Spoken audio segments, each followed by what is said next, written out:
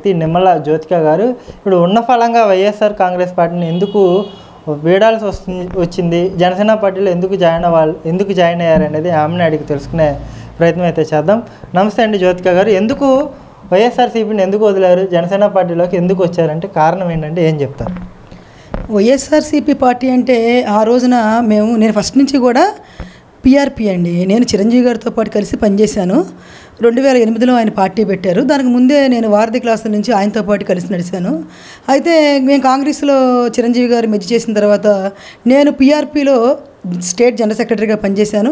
అలాగే కాంగ్రెస్లో అధికార ప్రతినిధిగా పనిచేశాను. దాని తర్వాత యలమంచిలి రవి గారు ఇక్కడ సీట్ కన్ఫర్మ్ అవుతుందని నన్ను తీసుకురావడం జరిగిందండి. అయినా కూడా ఆయనకి సీట్ ఇవ్వలేదు. తర్వాత బాబుకుమార్ గారికి ఇచ్చారు. ఆయనతో పాటు కలిసి నేను పనిచేశాను. అయితే తర్వాత ఎలాగుందంటే పార్టీ అధికారంలోకి వచ్చిన తర్వాత జగన్మోహన్ రెడ్డి గారిని కాదు కదా, ఆయన పక్కన ఉన్న వాళ్ళ దగ్గరికి వెళ్ళడానికి కూడా అవకాశం లేకుండా పోయింది. ఎందుకంటే ఇప్పుడు ఏ పార్టీల్లో మేము జాతీయ పార్టీలో పనిచేసినా కూడా ఇప్పుడు కార్యకర్తలు కష్టపడితేనే ఏ ఎమ్మెల్యే అయినా, లేకపోతే కార్పొరేటర్ అయినా, లేకపోతే మినిస్టర్ అయినా, ఏదైనా కూడా కార్యకర్తలు కష్టపడితేనే.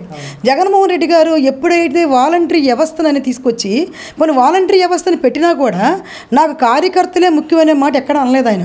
కార్యకర్తలకు అపాయింట్మెంట్ ఇవ్వటం కానీ, కార్యకర్తలతో మాట్లాడటం కానీ, మీకున్న ఇన్ఛార్జ్ కానీ, లేకపోతే మీకున్న ఎమ్మెల్యే కానీ వాళ్ళతోనే మాట్లాడుకోవాలంటారు. ఇప్పుడు మా నియోజకవర్గం చూసుకుంటే అంతకుముందు బాబుకుమార్ గారు ఉన్నారు. ఆయన తీసేసి మన దేవినేని అవినాష్కి ఇచ్చారు. ఇప్పుడు దేవినేని అవినాష్ వచ్చిన కాడి నుంచి ఆయన వర్గాన్ని డెవలప్మెంట్ చేసుకుంటూ వచ్చాడే కానీ అంతకుముందు పిఆర్పీలో కష్టపడిన వాళ్ళని కూడా తీసి పక్కన పెట్టేసేటప్పటికి మేము జగన్ గారి దగ్గరికి వెళ్ళి చెప్పుకోలేని పరిస్థితి, ఈయన మన ఆదరించలేని పరిస్థితి. అయినా కూడా 4 సంవత్సరాలు నేను ఇంట్లో ఉండి ప్రతి ఒక్క దానికి నేను స్పందిస్తూ కౌంటర్లు ఇచ్చుకుంటూ జగన్మోహన్ రెడ్డి గారి మీద అభిమానంతో నేను పనిచేసుకుంటూ వచ్చానండి. కానీ నాకు లాస్ట్లో రాను ఏంటంటే లోకల్ నాయకత్వమే కాకుండా జగన్మోహన్ రెడ్డి గారు తీసుకునే నిర్ణయాలు కూడా నాకు నచ్చల.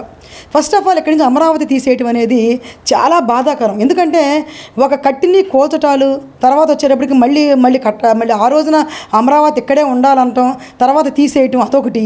తర్వాత వచ్చేటప్పటికి అతను ఒకటే కాదండి, చాలా తప్పులు వన్ బై వన్ చేసుకుంటూనే వెళ్తూ ఉన్నాడు.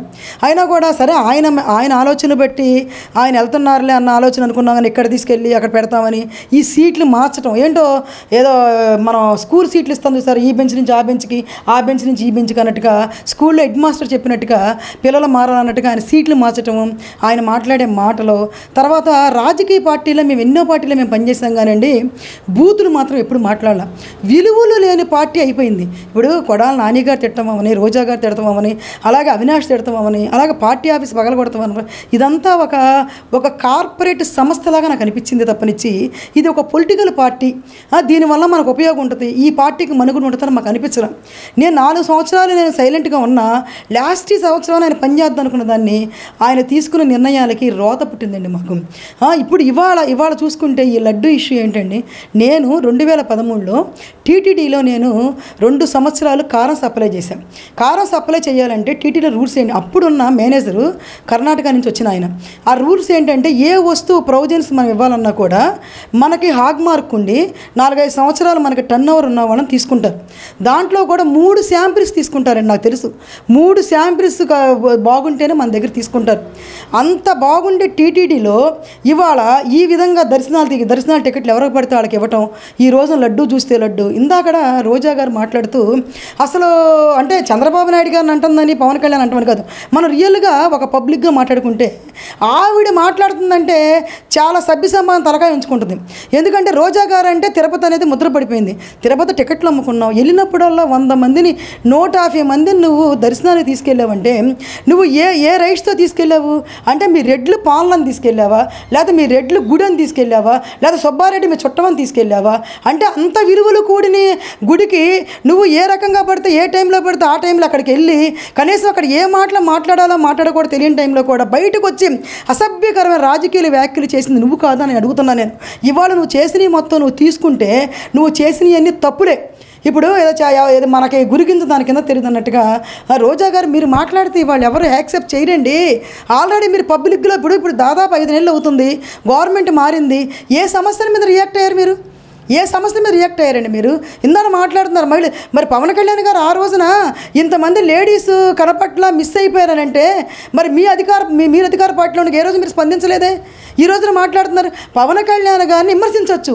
ఏ విమర్శించాలి? పార్టీ పరంగా మీరు మాట్లాడండి, పార్టీ పరంగా మాట్లాడండి. మీరు విలువలు లేకోకుండా ఆయన మీద, ఆయన బ్యాక్గ్రౌండ్, ఆయన భార్య మీద, ఆయన పిల్లల మీద మీరు ఇవాళ ప్రజలు మీరు గమనిస్తే మీరు మాట్లాడిన తప్పనే ఈరోజు మిమ్మల్ని పక్కన కూర్చోబెట్టారు. తిరుపతిలో మీరు చేశారు సరే, మీరు చేసిన పాపాలకే ఇవాళ మీరు పక్కన కూర్చున్నారు.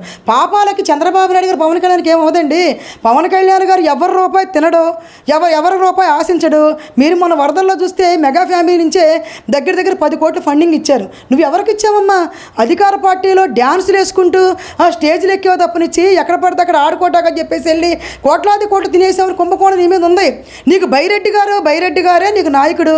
బైరెడ్డి సిద్ధార్థారెడ్డే నీ మనిషి. నీకు ఎంతసేపు రెడ్లు కావాలి, రెడ్లు వాసన కావాలి, రెడ్లు గాలి కావాలి, నీకు డబ్బు కావాలి. ఇప్పుడు కూడా రావచ్చు కదా ప్రజల్లోకి. అంత వరదలు వచ్చి విజయవాడ కొట్టుకుపోతే ఒక్క రోజు కూడా మొహం చూడ నువ్వు కూడా మాట్లాడుతున్నావంటే రోజా నువ్వు మాట్లాడి తినే పరిస్థితులు ఎవరో లేరమ్మా. నువ్వు ఇవాళ నుంచన్నా కొంచెం నోరు తగ్గించుకుంటే విలువ తగ్గుద్ది.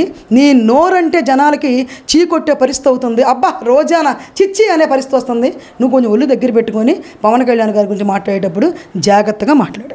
అంటే ఆలయ ప్రాంగణంలో రాజకీయాలు మాట్లాడకూడదనే కనీస అవగాహన కోల్పోయి అక్కడ కూడా రాజకీయ విమర్శలకు పాల్పడడం, 100 రోజుల పరిపాలనలో ఎన్ని పాపాలు చేశారు మీరు అని చెప్పేసి అక్కడ ఆ ప్రాంగణంలో రోజా మాట్లాడడం అనేది ఎలా చూడొచ్చు? అసలు చాలా అసభ్యకరమండి. ఎందుకంటే ఇప్పుడు మనం అనుకుందాం, రోజా గారిని ఒక మాట అడుగుతున్నాను. ఇప్పుడు ఈ రోజు వరకు కూడా మీ జగన్ అన్న సరే, అంతకుముందు మా జగన్ అన్న ఏ రోజన్నా భార్యను తీసుకొని పూజలో కూర్చున్నాడా? నువ్వు పూజ గురించి, సంస్కృతి గురించి, హిందుత్వాన్ని గురించి నువ్వు మాట్లాడుతున్నావు కదా. భార్యాభర్తలు కూర్చొని ఏ కార్యక్రమం అన్నా పూజలు చేయకపోతే అది పూజ పని ఫలించదు. ఇప్పుడు ఆ రోజున వెంకటేశ్వర స్వామి దగ్గర మేము అందరం వెళ్తాము. వెంకటేశ్వర స్వామి తీసుకొచ్చి ఇంటి దగ్గర పెట్టుకున్నాడు జగన్మోహన్ రెడ్డి గారు. ఆవిడికి చేతిలో ప్రసాదం ఇస్తే దులిపి పారేసింది, తీర్థం దులిపి పారేసింది. ఆయనేమో టీటీడీ గుళ్ళో అక్షంతలు వేస్తే పడిపోకూడదు బాబట్టి పట్టుకుని బయటకు వచ్చే మనుషులు ఉన్న ఈ లోకంలో ఇలా అనుకుంది ఎవరన్నా? పవన్ కళ్యాణ్ గారు అనుకున్నారా, లేకపోతే చంద్రబాబు నాయుడు అనుకున్నారా? మీరు చెప్పండి ఒకసారి. ఇప్పుడు వాళ్ళ చెల్లి ఏమడిగింది, షర్మిల ఏమడిగింది? ఇప్పుడు మణిపూర్లో జరిగిన దానికి మా అన్న జగనం కనీసం రెస్పాండ్ అవ్వలేదు. ఆయన క్రైస్తవుడు అయి ఉండి రెస్పాండ్ అవ్వలేదని మీ అన్న క్రైస్తవుడు జగన్మోహన్ రెడ్డి అని సొంత చెల్లె ఒప్పుకుంది కదా. నువ్వేంటి చెప్తున్నావు? మెట్లెక్కాడు, లేకపోతే దర్శనం చేసుకున్నాడు. ఇప్పుడు మనసులో ప్రేమ లేకోకుండా కౌగులించుకుంటే ఏముంటుందమ్మా చెప్పు ఒకసారి. ఇప్పుడు ఎవరిని కావాలని అనరు. ఇప్పుడు దేవుడు అంటే ఏ పార్టీ వాళ్ళు కాదు, లేకపోతే ఏ వ్యక్తులు కాదు, అందరికీ కావాల్సిన గుడి వెంకటేశ్వర స్వామి గుడి. వెంకటేశ్వర స్వామి గుడిలో ఇంత అరాచకాలు జరిగినాయి అంటే నిజంగా మాకే సిగ్గేసే పరిస్థితి కనపడుతుంది. అంటే తాడేపల్లిలో జగన్మోహన్ రెడ్డి గారు తిరుపతి వెళ్ళాల్సిన వ్యక్తి ఆ ప్రయాణాన్ని రద్దు చేసుకున్నారు. దానికి ప్రధాన కారణం డిక్లరేషన్ అనేది ఒక సాకుగా అయితే చూస్తున్నారు. చంద్రబాబుకి డిక్లరేషన్ అడిగే హక్కు లేదు జగన్మోహన్ రెడ్డి అన్నట్టుగా కూడా పోసాని మురళీకృష్ణ కూడా మాట్లాడుతున్నారు. ఎలా చూస్తారు? అసలు పోసాని కృష్ణ మురళిని ఒక నాయకుడిలాగా ఆయన మాటలు, ఆయన డైలాగులు, ఆయన రోత మనిషి, ఈ చొక్కా ఎలా అనుకోవటాలు అలా అనుకోవటాలు, ఇప్పుడు ఏది గతి లేక ఆ పార్టీలో ఉండి ఏదో పిచ్చిగా మాట్లాడుతున్నారు. ఇప్పుడు ఆయన డిక్లరేషన్ అడిగాడు నిన్ను, నువ్వు ధర్నాలు చేస్తుంటే అరెస్టులు చేసావు, ఎస్సీ కేసులు పెట్టావు, ఎస్టీ కేసులు పెట్టించావు, కొట్టావు, ఆయన రాజుగారిని కొట్టావు, తలా పట్టాభిని చూస్తే పట్టాభిని కాళ్ళు గీళ్ళు ఎరక్కొట్టావు. నీ అంత ఘోరాతి ఘోరంగా వాళ్ళు చేయలేదు కదా. మనం న్యాయం చెప్పుకుందాం. ఇప్పుడు ఈ క్వశ్చన్స్ మనం న్యాయం చెప్పుకుందాం. ఇప్పుడు ఆ రోజున నువ్వు చేసిన దుర్మార్గం పనులు ఇవాళ వాళ్ళు చేయలేదే. నేను అఫీషియల్గా డిక్లరేషన్ అడిగారు, ఇవి వెళ్ళు, తప్పేముంది? ఇప్పుడు అసలు నీ మనసులో ఎవరున్నారు? నీ దేవుడు పబ్లిక్ ఒప్పుకో. ఇప్పుడు ప్రభువు, అల్లా, వెంకటేశ్వర స్వామి ముగ్గురు ఎవరు అందరూ ముగ్గురు ఒకటే. ఎవరికి ఇష్టమైన దైవం అని వాళ్ళు తెలుస్తారు. అలాంటప్పుడు నువ్వు కూడా నా దైవం, నాకు ప్రభు అని చెప్పు, తప్పే ఉంది. ఇప్పుడు ముసుగులో ఉండి ఎందుకు నువ్వు ఇలాంటి పనులు చేయటం అనేది నా ఇది. ఎందుకంటే ఇవాళ తిరుమలలో మేము ఎప్పుడు వెళ్ళినా కూడా ఉచిత భోజనం చేస్తామండి. అంటే డబ్బులు లేక కాదు, దేవుడి ప్రసాదం తినాలన్న ఉద్దేశంతో మేము చేస్తాం. అసలు మొన్న వెళ్ళినప్పుడు భోజనం నూకలతో అన్నం వండి పెట్టారు. ఇంత ఘోరాతి ఘోర ఎప్పుడైనా ఉందండి? ఎప్పుడన్నా ఉందా? మా ఫీలింగ్ ఆ రోజే చిచ్చి నేను ఇలాంటి పార్టీలో ఉన్నాం అనిపించింది. కానీ మారతారు. అసలు మేమేం భ్రమలో ఉన్నామంటే అసలు జగన్ గారికి ఇవన్నీ వెళ్ళట్లేదేమో, జగన్ గారికి వీళ్ళు ఎవరు చెప్పట్లేదేమో. జగన్ మంచోడే, వీళ్ళందరూ ఇలా అసలు ఇప్పుడు సజ్జల గారు, సుబ్బారెడ్డి గారు, పెద్దిరెడ్డి గారు వీళ్ళందరూ ఉంటారండి. మనం వెళ్ళి కలవటానికి ఉండదు. అసలు మన మాట అసలు మనం వాళ్ళ కలవటమే జగన్ గారు కానీ ఎక్కువైపోయింది మాకు. ఇన్ఛార్జీల దగ్గరికి వెళ్ళమంటారు. ఇన్ఛార్జీలు దేవుడు వరించిన పూజారి వరెవరు. ఇప్పుడు అలా అసలు మీకు లేని చాట మీకు కార్యకర్తలే వద్దనుకున్నప్పుడు అసలు మేము ఎందుకు ఉండాలి? రేపు పొద్దున కార్యకర్తలు కరువయ్యా కదా నేను డిపాజిట్లు లేకుండా ఓడించారు. రేపటి రోజు కూడా కార్యకర్తలు దేవుళ్ళు. నువ్వు వాలంటరీ వ్యవస్థ ఏంటో కార్యకర్తలు ఏంటో నువ్వు గమనించావు. తెలివైన వాడు కాబట్టే, వయసు ఉన్నవాడు కాబట్టే కార్యకర్తను వదులుకోలేని వ్యక్తి ఎవరబ్బని చంద్రబాబు నాయుడు. నువ్వు పిచ్చితనంగా చేసుకొని వచ్చిన అవకాశాన్ని దుర్వినియోగం చేసుకొని జనాలు దూరం చేసుకొని మాలాంటి వ్యక్తులు కూడా ఇప్పుడు కాపు కమ్యూనిటీలో బలమైన వ్యక్తులు మేము ఒక గబుక్కుని ఏదైనా చేయగలుగుతాం. మా మాట వాయిస్ వెళ్ళుద్ది. అందరినీ దూరం చేసుకొని వాళ్ళు నువ్వు పడాల్సింది పడుతున్నావు. రోజా గారు అంతా కరెక్టే. ఎవరు తప్పు చేస్తారు అనుభవిస్తారు. మీరు అనుభవించారు ఆల్రెడీ కనపడుతుంది కళ్ళకి. ఇప్పుడు అదే చంద్రబాబు నాయుడు గారు గెలవంగా డైరెక్ట్గా తిరుపతి వెళ్ళాడు. తిరుపతి వెళ్ళి వచ్చేదాకా ఏం మాట్లాడలా. నువ్వు వెళ్ళావేంటి తిరుపతి ఏమన్నా? మీ ఆవిడ వచ్చిందా ఎప్పుడన్నా? జనాలకు తెలియదా? మీరు ఎంత ముసుగులో ఉన్నా కూడా పబ్లిక్కి తెలుసు. ఒక ఓవరాల్గా నా మతం మానవత్వం ఇదే నా డిక్లరేషన్ అని చెప్పేసి జగన్మోహన్ రెడ్డి గారు చెప్పారు కదా. నిజంగానే ఆయన మతం మానవత్వమా లేకపోతే క్రూరత్వమా అంటే మీరేం చెప్తారు? నేనైతే అసలు మానవత్వం అనేది నేను అన్నండి. వాళ్ళ నాన్నకి ఆయనకి చాలా వ్యత్యాసం ఉంది. నేను ఒకటి చెప్తున్నానండి. ఆయన ఏంటంటే అసలు ఆయనకి ఏం మాట్లాడాలో అర్థం కాదు. ఇప్పుడు మనం తప్పు చేసామండి. తప్పు చేసినప్పుడు మన తప్పు ఒప్పుకోలేదు. ఏం అవ్వరండి, ఇంకా చెడ్డ అవుతున్నారు. ఒకటేనండి నేను చెప్తున్నానండి. గాలి జనార్దన్ రెడ్డి కిరీటం మీద ఆయన పేరు పెట్టుకొని ఏ విధంగా ఆయన జైలుకి వెళ్ళాడో మీరు చూశారు. కొంతమంది కొండల్లో 2 కొండలు చేస్తా అన్నవాళ్ళు ఏ విధంగా వెళ్ళారో చూశారు. ఎన్టీ రామారావు గారు అక్కడ ఏనుగులు ఎక్కారు, ఏమయ్యారో చూశారు. వెంకటేశ్వర స్వామితో పెట్టుకుంటే మాత్రం ఎవరైనా ముక్కలు అయిపోతారు. నా దృష్టి నేనైనా తప్పు అనేది చేస్తే అంత పవర్ఫుల్ గాడ్ తిరుపతి వెంకటేశ్వర స్వామి ఎమోషన్ అయిపోతున్నారు అంటే భక్తి. ఇప్పుడు వ్యక్తిగతంగా ఒక నాయకుడిని అభిమానించవచ్చు, కానీ దైవాన్ని మించిన నాయకత్వం ఏదీ లేదు. ఏదైనా కూడా దైవమే. దేవుడు లేదు మనం ఏమీ చేయలేం. మనం చేసే మంచి పనులే మన వెనకాల వస్తాయి. ఎందుకంటే ప్రకాష్ రాజు పదే మెగా కుటుంబం మీద కాళ్ళు తవ్వడం, ఏదైనా వాళ్ళు ఏమన్నా కార్యక్రమాలు చేస్తే దాన్ని తప్పు పడుతూ మాట్లాడడం. మొన్న మా ఎన్నికల్లో కూడా ఇదే మెగా కుటుంబం అతనికి సహకరించినా సరే ఈ రోజున పవన్ కళ్యాణ్ మీద వ్యతిరేకంగా అంటే నేను చెప్పిన అంశాలని పవన్ కళ్యాణ్ సరిగ్గా పట్టించుకోవడం లేదు, కావాలంటే రీచెక్ చేసుకోండి అన్నట్టుగా కూడా ఆయన మాట్లాడుతూ వివరణిస్తున్న ప్రయత్నం చేస్తున్నారు కదా. ఎలా చూస్తారు అసలు ప్రకాష్ రాజు ఎందుకు ఈ రకంగా వ్యవహరిస్తున్నాడు? దీని వెనకాల ఏమైనా కుట్ర ఉందా అంటే? గ్యారెంటీగా ప్రకాష్ రాజు అసలు ఎవరండి? నేను ఒక మాట అడుగుతున్నాను. అసలు ప్రకాష్ రాజుకి నేను మా ఆంధ్రప్రదేశ్ సంబంధం ఏంటి? ఆయన ఎక్కడ అసలు ఆయన ఏంటి? చిరంజీవి సినిమాల్లో పక్కన నటించకపోతే ఆయన గుర్తింపు కూడా రాని వ్యక్తి ప్రకాష్ రాజు. మీరు మొన్న మా ఎలక్షన్లో ఆ రోజున అదే ఇప్పుడు వాళ్ళందరూ కూడా ఇతను బయట రాష్ట్రం నుంచి వచ్చిన ఆయన మనం ఎందుకు గెలిపించాలని నిన్ను పక్కన పెట్టిన విషయం నీకు తెలుసు. ఆ రోజున కొద్దో గొప్ప చాటునన్నా కూడా నీకు సపోర్ట్ చేసింది ఎవరంటే మెగా కుటుంబం. ఇవాళ మెగా కుటుంబం నేను విమర్శిస్తున్నామంటే నీ వెనకాల ఏ జగన్ కుటుంబం ఉండుండొచ్చు గ్యారెంటీగా.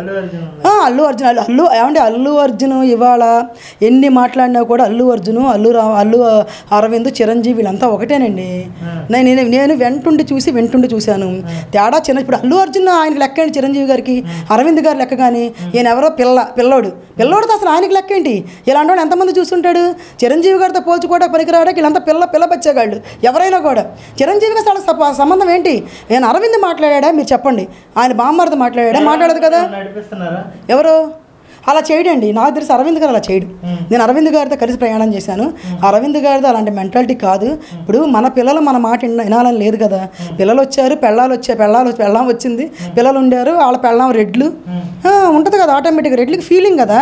ఇప్పుడు మీరు గమనిస్తే రెడ్లు పార్టీలోనే ఉంటారు, వేరే పార్టీలోకి రారు. తక్కువ నాలెడ్జీ ఉండి ఎడ్యుకేటెడ్గా ఉన్నవాళ్ళు మనం నాయకత్వం చూడాలి, నాయకత్వం మంచితనం చూసి వెళ్ళాలనుకుంటారు. చాలామందికి పిచ్చోళ్ళు ఏంటంటే మా కులం అని వెళ్తారు. ఇప్పుడు మేము మొన్నటిదాకా రెడ్లి పార్టీలో చేయలే, అయినా కూడా మమ్మల్ని వాళ్ళు రెడ్డినే భుజాన్ని వేసుకున్నారు, కానీ కథ మా కులాన్ని పక్కన పెట్టారు. ఇప్పుడు మీరు జనసేన పార్టీలోకి వచ్చారు కదా, మళ్ళీ కాపులు మరి పెద్దపీట వేసి కాపులకు ప్రాధాన్యత ఇస్తారని మీరు ఏమైనా భావిస్తున్నారు? అంటే కాపులు ఆయనకి పెద్దపీట వేసినా వేయకపోయినా కూడా ఓవరాల్గా రాష్ట్ర వ్యాప్తంగా కాపులు మొత్తం కూడా మొన్న పవన్ కళ్యాణ్ గారికి ఓటేశారు. ఏ పార్టీలో ఉన్న వాళ్ళైనా కూడా కాపులు 1% నేను అటు ఇటు చెప్పలేను, కానీ ఓవరాల్గా కాపులు మొత్తం పవన్ కళ్యాణ్కి వేశారు.